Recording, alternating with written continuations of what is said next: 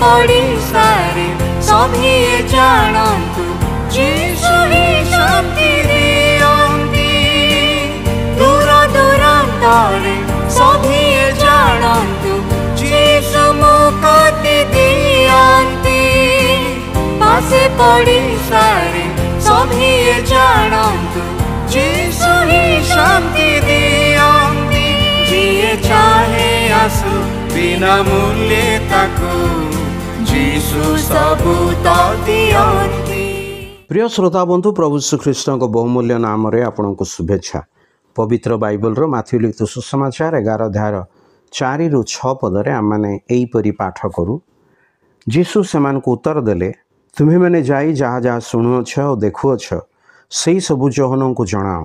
अंध माने दृष्टि पाती, खंज माने गमन करती, कुष्ठी माने शुचि हुअन्ति, बधिर माने श्रवण करती, मृत माने उत्थापित हुअन्ति, पुणी दरिद्र मानक निकट में सुसमाचार प्रचारित हुए।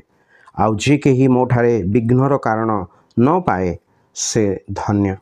बाप्तिजक जहन को हेरोद राजा कारागार रे निक्षेप करथिले।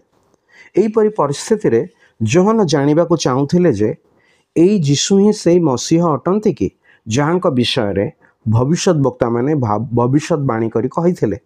प्रभु यीशु ख्रीष्ट जहनक शिष्य मान को कहिले, भविष्यत वक्ता माने जेपरी भविष्यवाणी करथिले, अर्थात अंध माने दृष्टि पाती, जहाँ जिसाया भविष्यत वक्ता पुस्तक 35 अध्याय 5 पदरे, खंज माने चालती, जहाँ जिसाया 35 6 पदरे, बधिर माने श्रवण करती, जहाँ जिसाया 35 5 पदरे, कुष्ठी माने शुचि हुअन्ति, जहाँ जिसाया 53 4 पदरे लेखा अछि।